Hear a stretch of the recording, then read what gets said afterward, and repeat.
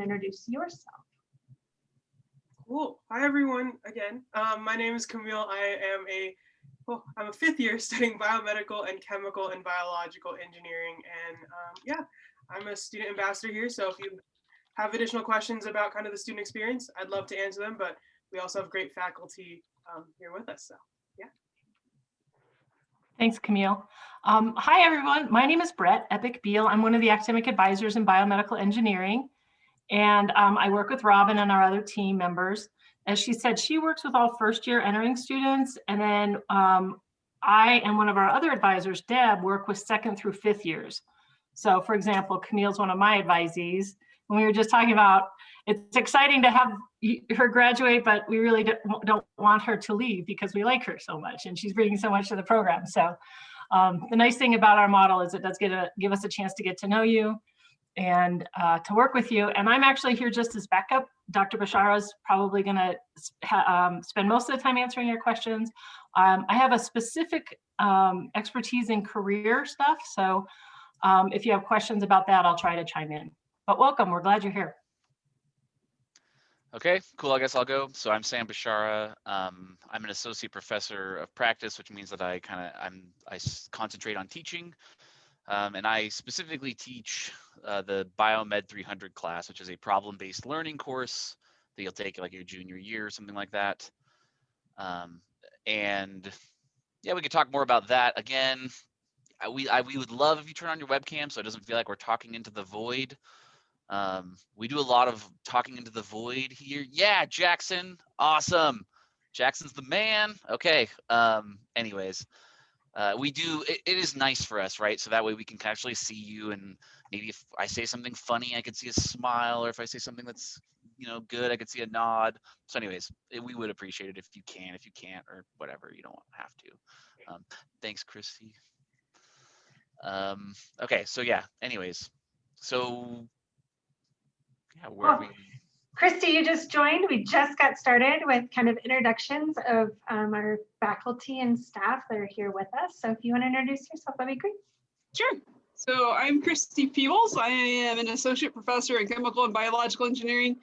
I like to do research all over the spectrum with modifying organisms for useful products, things like producing pharmaceuticals or looking at therapeutic proteins, or I'm more recently thinking about COVID diagnostics and using cell-free biology to go after something that may or may not speed up diagnostics.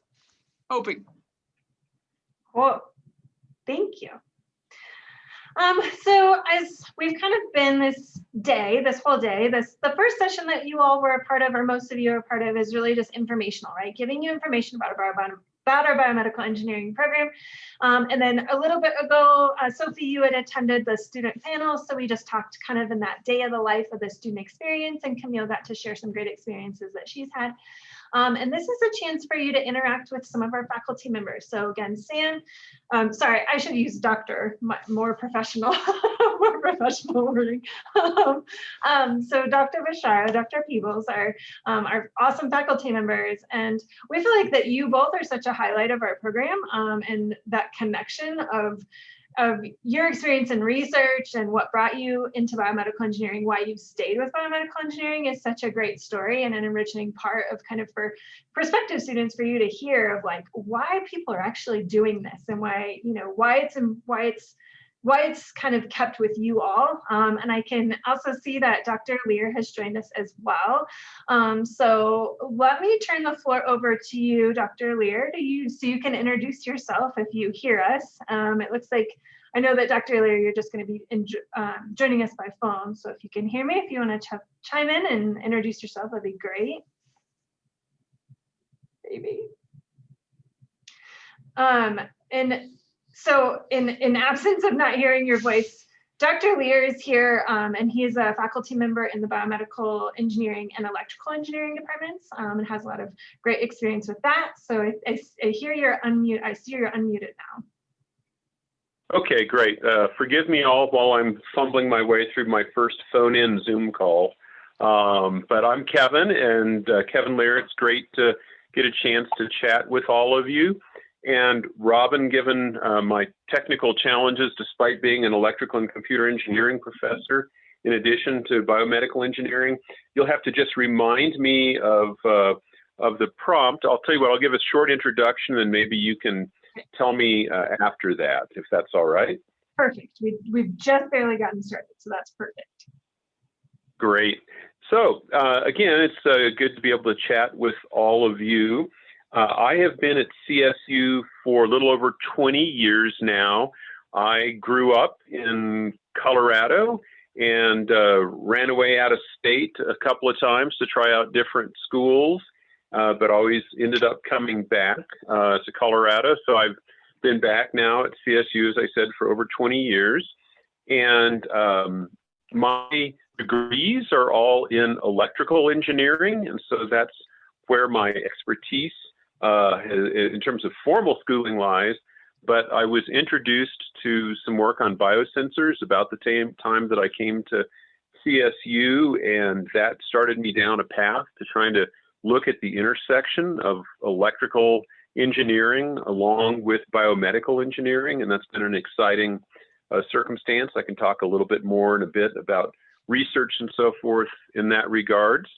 I teach a couple of classes that I may have interacted with some of you in. I teach both a junior level electrical and computer engineering class called electronics, and I teach a lot of mechanical engineers in a class called Fundamentals of Electronics, ECE 204. So I may have run into some of you there.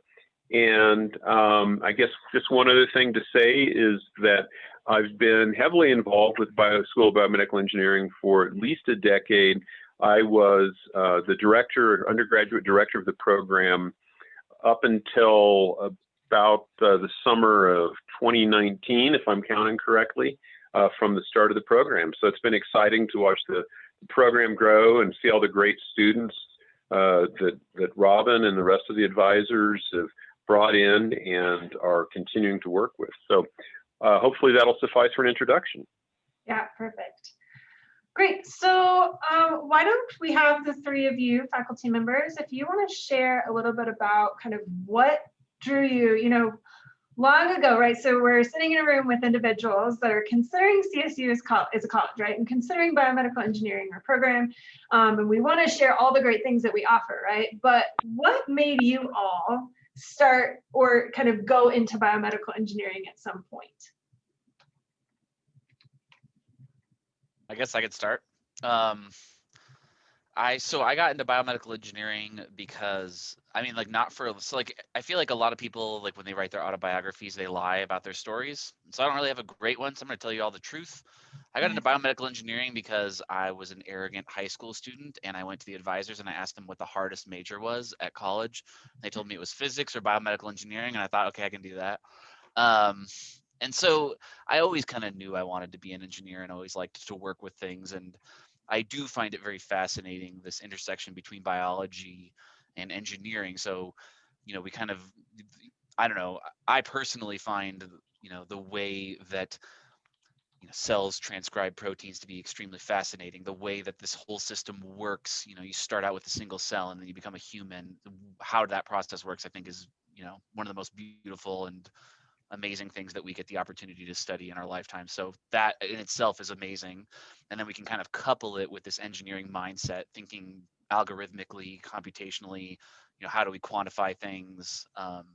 So to me, it's just the perfect intersection between, the sort of beauty and awe in nature and biology and how this all works. But instead of just studying things for the sake of studying them, let's study them with a kind of this idea of fixing things, making the world a better place. So to me, it's kind of this, perfect intersection. If there's like a Venn diagram, it's like perfect for the things that I'm interested in. So part of the story was this arrogant 18-year-old kid who thought he could do, that I thought he figured it all out.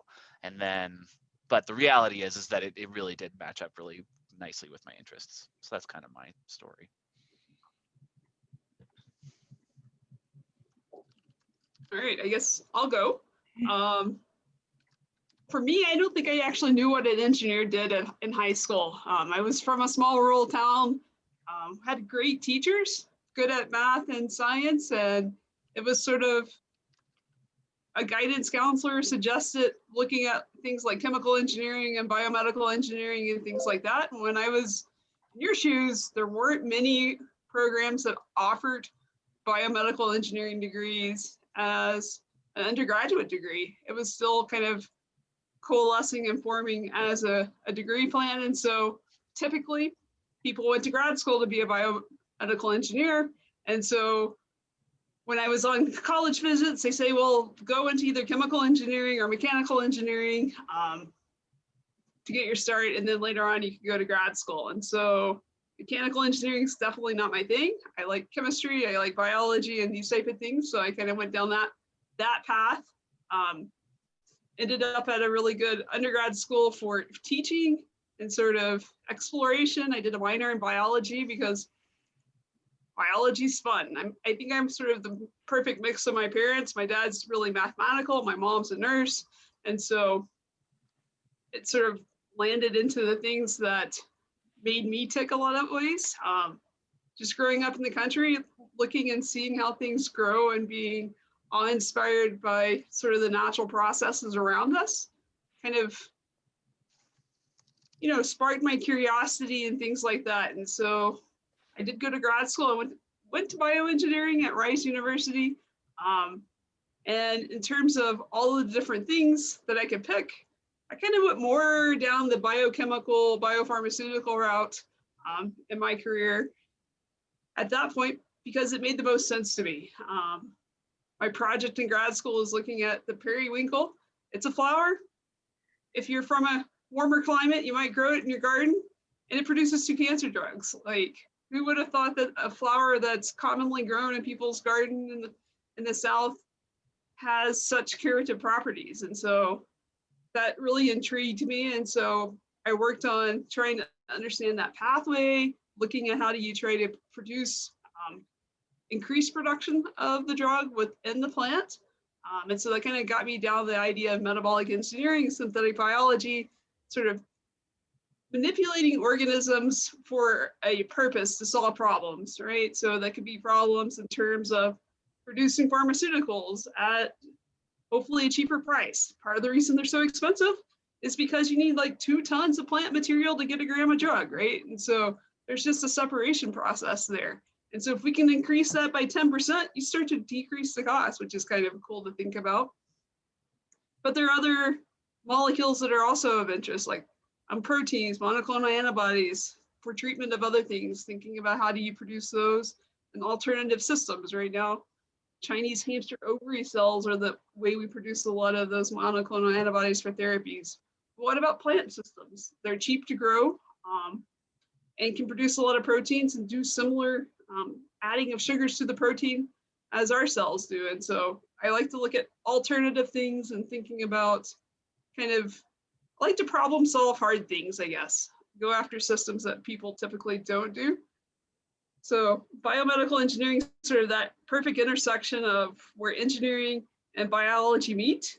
And there's so many different problems and projects you can go after, from sort of, you know, the electrical engineering side of things, to the mechanical, to the chemical. Everybody has their own sort of bent and expertise they bring to the table in problem solving. And then having that biology background that you get from the biomedical program allows you to go really after really cool problems and be able to collaborate with lots of different people because you kind of know the language of both biology and engineering.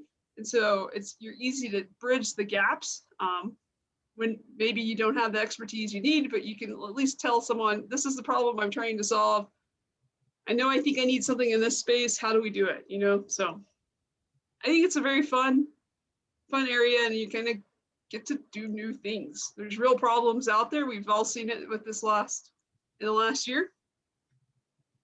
The fact that we have a vaccine in a year is a huge, major accomplishment, and that's due to, you know, engineering and biology coming together and advancing that field to the point that we could actually move that fast, right? Like, the science wasn't there, we wouldn't have a vaccine at this point. So that's cool. Thank you. Dr. Lear, what drew you to biomedical engineering? I'm sorry, ask that a question again. I can tell my story about how I ended up in biomedical engineering, but was there another thing that you wanted me to address? Nope, that's the story. That's the question. Okay, great. So I seemed to get forced into taking detours, left-hand turns, shortly after I changed employers frequently. So one of those left-hand turns ended me up, it took me to that. I'll just back up to high school as a starting point. I was not enamored with biology in high school.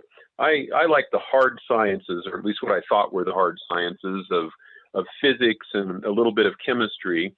And so I actually was woefully underprepared in biology. And I went along with my career working on weird semiconductors, quantum effects in semiconductors in graduate school. And I got out of graduate school and got assigned to a group for about a week that was going to do something related to what I'd studied. And then the boss shows up and says, Kevin, we're reassigning you to this other group that does lasers. And so I said, okay, left-hand turn, I'm going to go work on lasers for a while. And I ended up working on lasers there for about 7 years, and then a couple of years in a startup company. And towards the end of that time, there was this guy who was doing strange stuff with lasers. He's building these little microscopic lasers, and then he's pricking his finger and bleeding into a little cavity inside the laser. And he was seeing how the blood cells affected the property of the lasers. I thought, that's kind of weird. So shortly after that, I moved on from the startup company. We went to CSU. And I was all planning to do the kind of things I've been doing, working on lasers for fiber communication, that kind of stuff. But there were some changes in the economy, and there were changes in what funding agencies were interested in. They said, nah, we've been paying for that old laser boring stuff for too long. We're interested in other things, like we think we ought to be investing more in biotechnology. This was around the year 2000, 2001. And so I thought, oh, wow, okay, left-hand turn, now into biology. CSU is a great place to learn on the job about biotechnology and bioengineering. I hooked up with some really smart people from chemical and biological engineering and from the clinical sciences over in the vet school.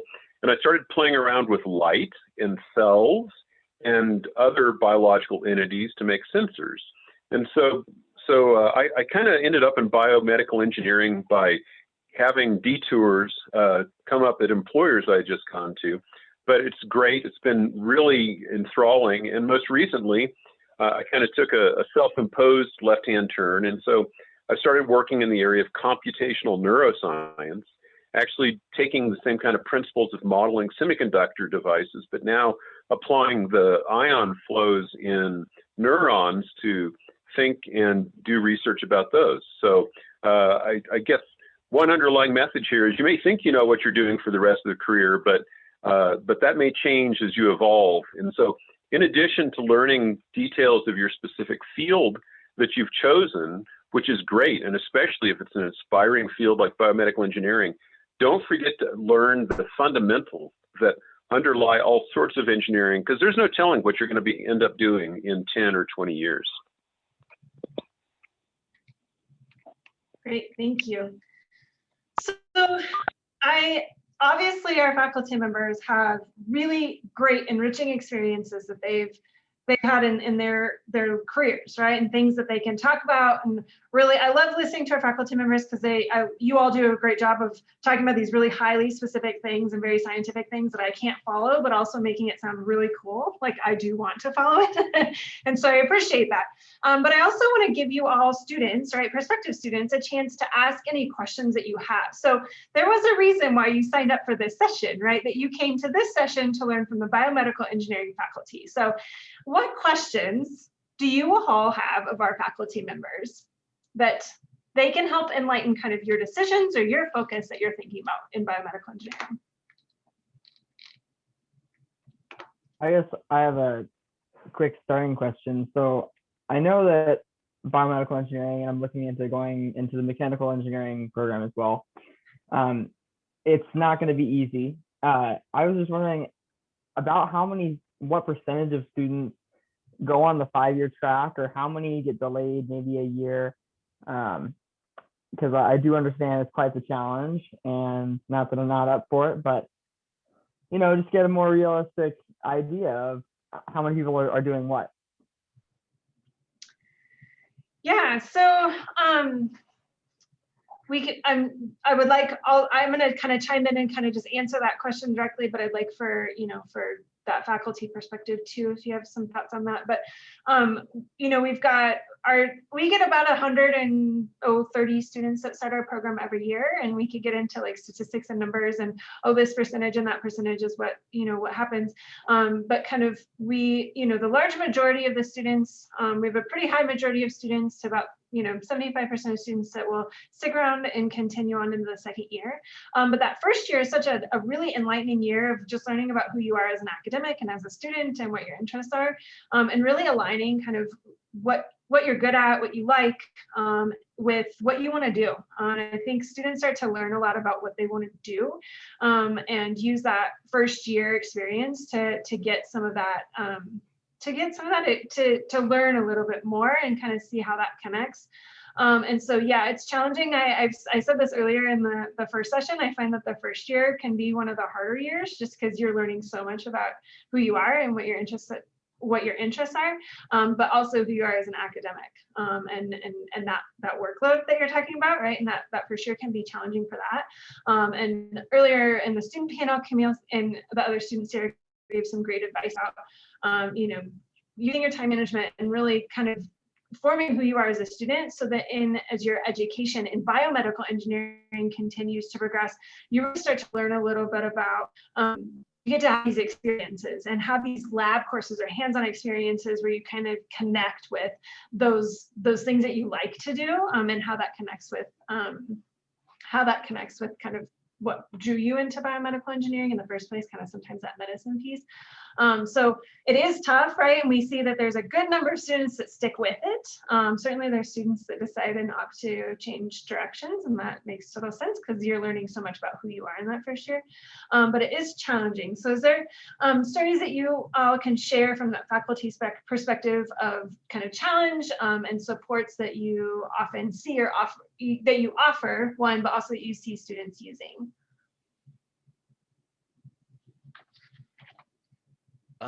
Yeah. Oh, go ahead. Oh, go ahead, Sam. Okay, I'll go. So this is the problem with Zoom calls, right? Like normally you could read like body language and that sort of thing. Anyways, okay, so I think the one thing that I was just going to say is that to know that the hardest part, Jackson, of like CSU is getting in. Once you get in, the barriers for entry are pretty high. It's not. So we're kind of, the deal is, and this is what I feel like, the deal is like, once you get in, we're going to do everything we can to help you, right? Like you have tons of opportunity for help. There's a million different tutoring options that you have. Most of your professors are going to have open door policies. You can talk to us, you can work with us, come to office hours, so it's hard, but there's a lot of support. And that's why I say the hardest part is getting in. Once you get in, I think it becomes a little easier because you have that support system. It is hard, but the other thing to remember is that nothing that's worth doing is easy, right? Like you got that nice, you hiked to get to that picture, right? And so you're familiar with this idea that difficult journeys are not necessarily or inherently not fun. So it's hard, but yeah, of course it's going to be hard.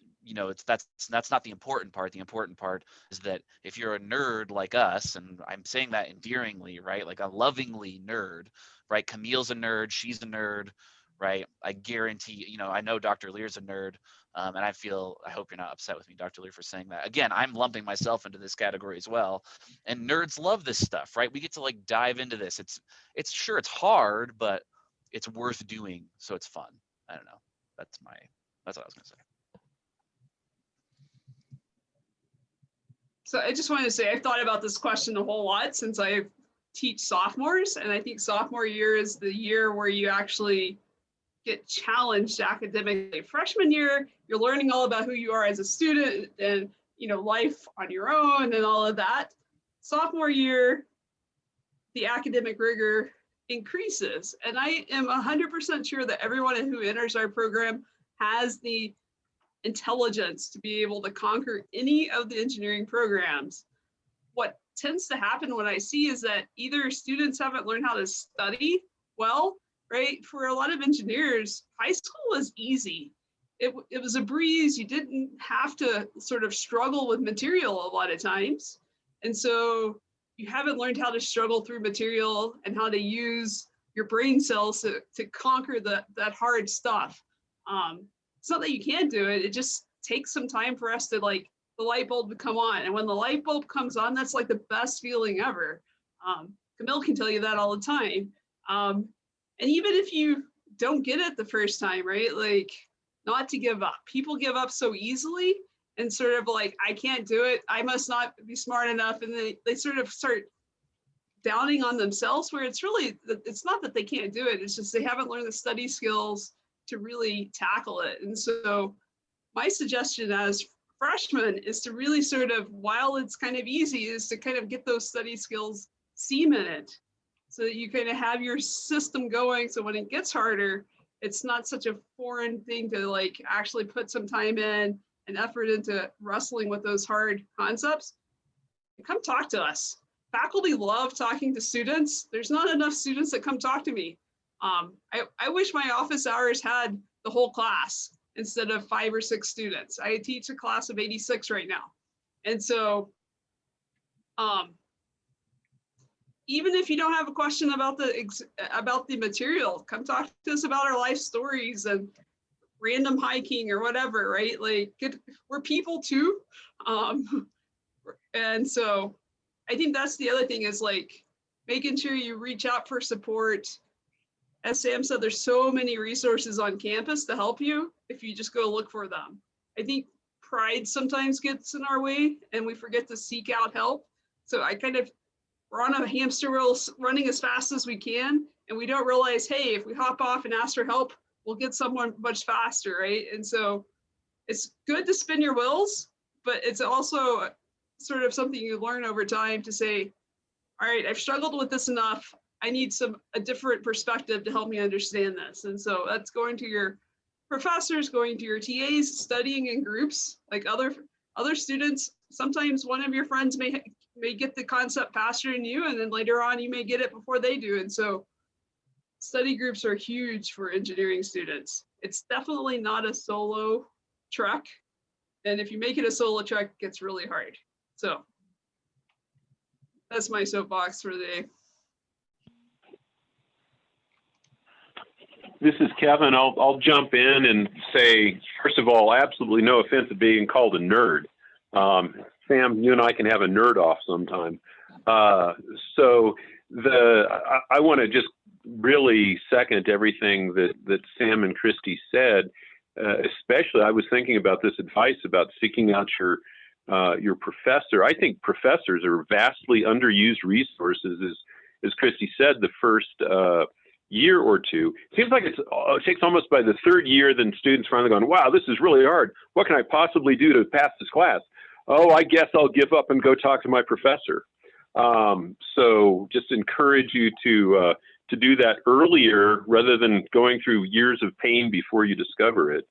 And the other thing, I guess, in terms of the question was asked about the number of years, I think, and Robin can straighten me out if I get this wrong, occasionally we have a student who graduates from the program with both bachelor's degrees in 4 years, but the majority of the students who complete it take 5 years to complete it. Now, there are students who take longer, and often they are doing that because of choices that they're making one way or another.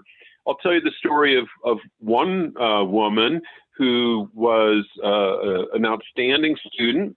Took her 6 years to graduate, but in those 6 years, she was also president of the Society for Women Engineers for a year, and she was also worked at multiple co-op positions. Co-ops are something where you leave campus, you kind of set your academic classes aside for a semester, and you go off and work in industry. It puts some money in your pocket, and you get to see engineering how it's practiced in industry, which I think can be a very helpful thing. It did add a year to her curriculum, so it took her 6 years to graduate. But in the end, she was rewarded by the top honor of the college at graduation as being named this Colorado Engineering Council Silver Medal Award. So I think that just because you are taking some extra time, trying some other things out, doing some other things, maybe it adds a year. You certainly need to be thinking about the budget and how you're going to deal with those things. But if you can do that, don't think that that's somehow a bad thing, that it might take you an extra year.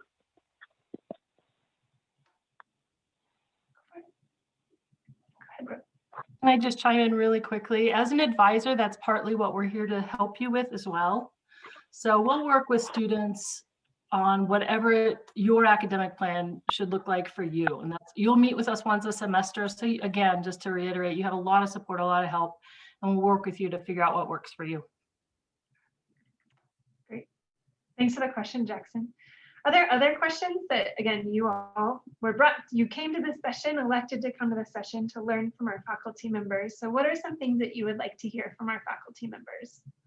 I was just wondering, like, from a teaching perspective, I was wondering if there's anything that you see, like, in your top performing students that they're doing differently that have helped them to perform better in the program.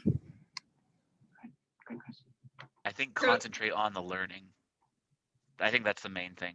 Don't worry about grades. So it kind of depends on how you define top performing. And I don't consider the students that get A's necessarily the most top performing. If you are passionate about learning, want to learn, I think the rest comes naturally. That's my opinion. I was going to say, ask questions and go to office hours. That seems to be the students that everybody thinks are like the smart kids in class are showing up to office hours. And so they're interested in learning. And so they're asking the questions and trying to understand the fundamentals. And they're not spinning their wheels going, I don't understand this, I'm going to give up. They go and ask questions so that they do understand it. And then they go tell everybody else how to do it. And so then that reinforces what they learned. So go to office hours. That's my biggest tip. I completely agree with Sam and Christy once again. It's always good being number third here because I can just say, yeah, what they said.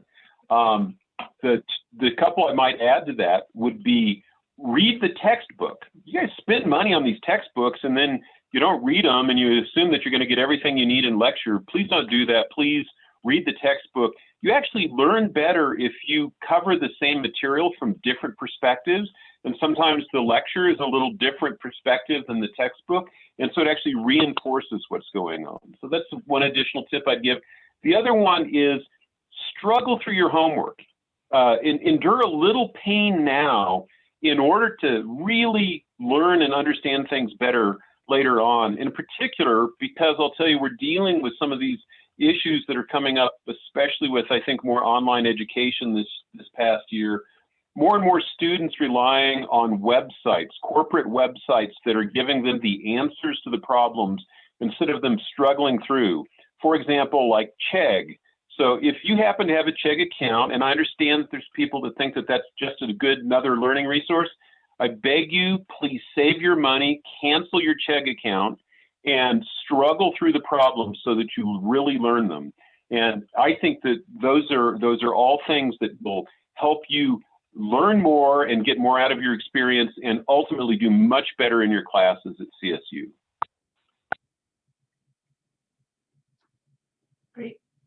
Great answers. Good question. Any other questions? I'm just going to create a little kind of airspace to see if anybody has some additional questions that you all been thinking about. What kind of undergraduate research type stuff can you get involved in? Because I don't know, that's like the coolest part. So yeah, great question. Thanks for asking.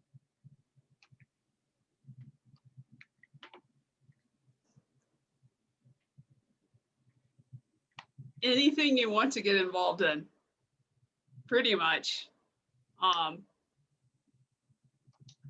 It's been a little harder with COVID and those type of things to have new students, but CSU is a great place because most faculty, probably all faculty, actually have undergrads in their labs and multiple undergrads in their labs. And so if there's something that you're interested in, then you talk to the professors, don't give up.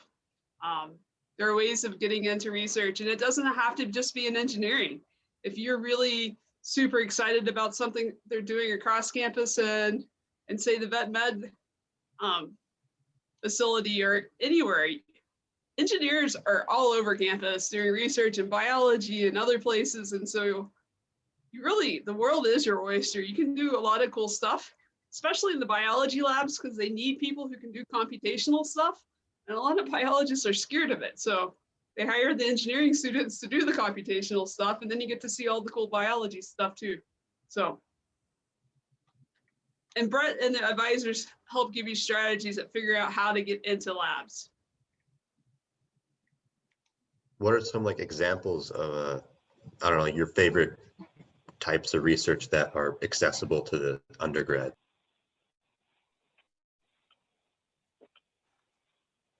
Well, I think so. Yeah. So I think the idea is that, so one of the misconceptions about undergraduate research is that it's kind of like a job. So there's just like a bunch of listings that will have, you know, apply for this, and that's not really how it works. And so it's going to depend on your interest areas. Undergraduate research is one of those things that's very time consuming from the faculty's perspective, which is not to say that they're not willing to do it, but they are not. It's not just one of those things where it's like, we'll pay you $15 an hour to sweep the floor. It's like, we're going to invest in you with the idea that you then will kind of help me with my lab, right? It's like so there's a trade-off there. And so the reason I'm telling you this is that if undergraduate research is something that you really want to do,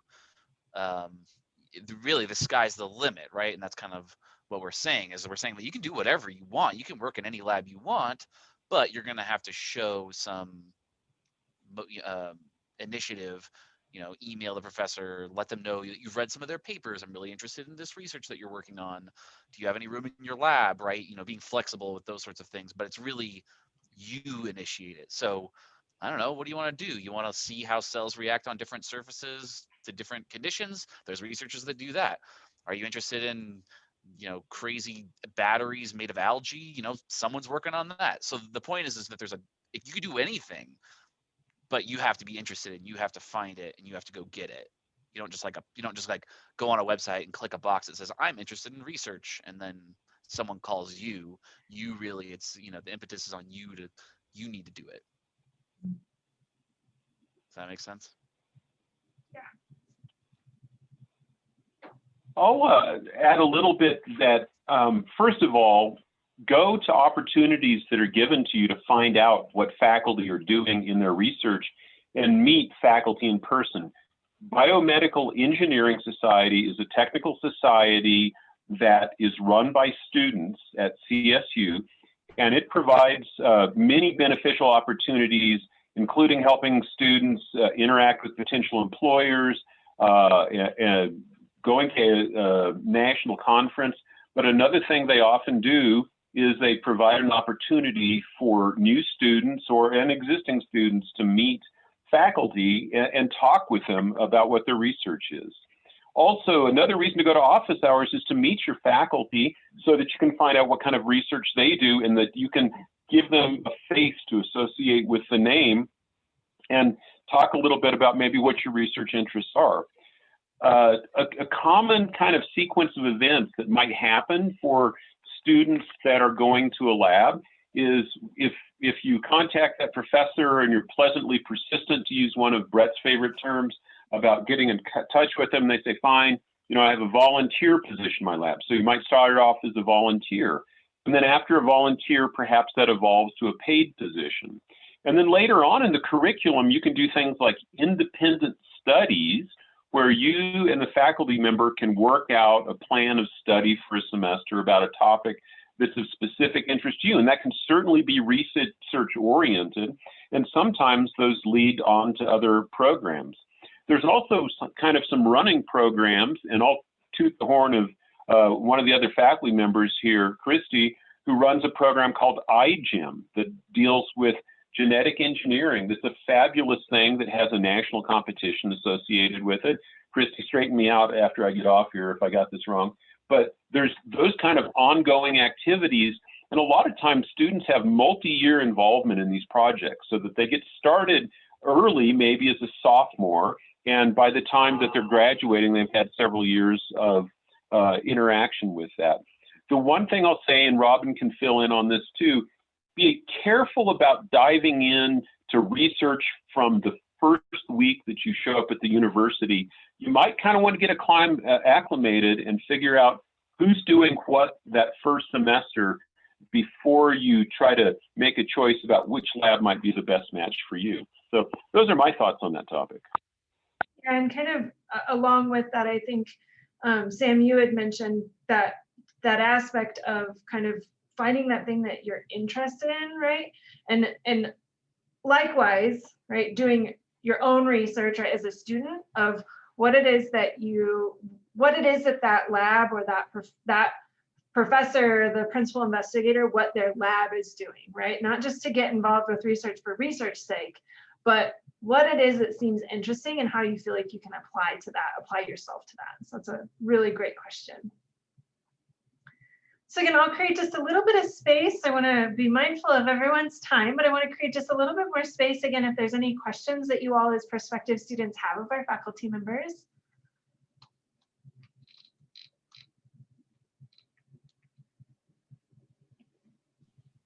I have an incoming freshman, and I think the hardest thing for him is trying to decide. He just doesn't know enough about the different subcategories to know right now what he wants to major in. He knows he likes the idea of interfacing technology in the body, specifically some kind of neurological systems and stuff, but I don't know what to tell him to pursue, like what degree that means. Yeah. So we've got the three and plus one. So we've got 4 different partner majors in total, right? Biomedical engineering paired with chemical biological engineering, mechanical engineering, electrical engineering, and then electrical engineering with a focus on lasers and optics. So those are 4 different options. I don't know if, certainly as from the advisor perspective, right, I can kind of give my advisor speak of what typically I tell students and what they're considering. But I don't know if I want to give the floor also to faculty members if you kind of have any experiences with the neuro side. So I am, as I mentioned, just starting to do some things with computational neuroscience. And so if you were going to look at kind of the electrical engineering, electrical and computer engineering connections to that, they would be thinking a lot about how to use mathematical concepts to think about the signals that are going through the body and maybe how those signals interact or what kind of information is contained in them. And you would be thinking, we tend to think about the nervous system as an electrical signaling system, and other disciplines might think about that very differently. I think another aspect of that is appealing to a lot of students is prosthetics and the control of prosthetics. Sam can certainly add to this, but a lot of mechanical engineers are doing a lot of things with control systems to control various devices, from the cruise control in your car to other things. And so mechanical engineering might be something that would really tie into the prosthetics area. And the other thing I'll throw out, Rob, and you should probably comment on what this does to overall plans in terms of the time, but there is a class that's specifically designed to help students decide what major might match them best. And it's taught by Bert. Sam's going to help me out with his last name because I forgot it. Vermeulen. Yeah, Vermeulen, that's right. And is that Engineering 100? Mm-hmm. 101, I believe. 101, okay. So I think, I've talked to Bert about that class. I think that's a fantastic class in a presentation of different directions. Robin, you'll have to comment on what that might do to the sequencing of overall plans. Yeah, and that course can be really great for students who are really unsure, like really discovering all of the engineering interests and not sure about kind of investigating each of them specifically, but within biomedical engineering, having students be really, be a part of their Biomed 100 class. Biome 100 is really important and effective because students get a little bit of taste of every bit of the partner majors in that class. That is a really effective class. Certainly, we kind of recommend that students start on a particular pathway, particular partner major from the get-go, but we do also have students that kind of within that first year decide that that's not really for them, and still are really able to keep on that same timeline of that kind of 5-year window, even changing within the biomedical engineering pathways. So that is definitely a reality that students can change and do change just based on kind of their experiences in Biomed 100.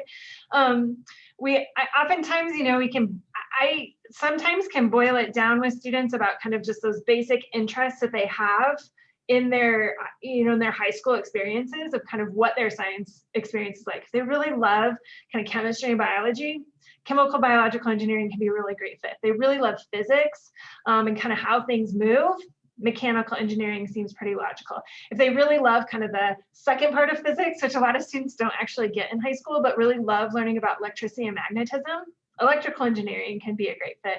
But also kind of connecting, I think, too, of hearing the voices, that kind of faculty perspective of like, what are some of those bigger pictures, right, that they want to do, right? So if your son or daughter is interested in kind of that neuro aspect, I think electrical engineering has a lot of applications. So does mechanical, so does chemical biological. I think that's the cool thing about biomedical engineering is that, even with like a topic like prosthetics, that can be any one of the partner pathways, right? It's not just one solely. It's really just about kind of the depth that the student wants to get, right? What depth do they want to have? They want to have the depth in the chemical piece, the mechanical piece, or the electrical piece. And as far as like secondary, like masters and doctorates, what kind of opportunities are there? There's a lot. There's a lot of different opportunities. I know that you all as faculty members have your own experiences with those types of degrees, but for first year students, kind of considering those options, we can, we've got a program where students can stay at CSU and earn a master's degree at CSU by counting some of those undergraduate courses towards the graduate degree. And that the opportunities kind of grow a little bit within the students' interests. But if any of you want to share a little bit about your own experiences with advanced degrees, that'd be great. So real quick, can I talk philosophy real quick? So, and this is for everyone. This is something that I tell the students often, and the reason I say that is I feel like there's a lot of pressure on choosing a major. So you choose a major, and the way that we market this a lot of the time, we make it sound like it's this decision that you like you have to know what you're gonna do. And I actually kind of disagree with that. And so philosophically, I would encourage you to talk to your son or daughter and all of you students that are here to not stress out so bad about what I'd like to tell students is that you don't find your passion. It's not waiting in the closet. It's not it's not like, oh, here it is, I found it. That's not how passion works. And that's not how, your excitement works.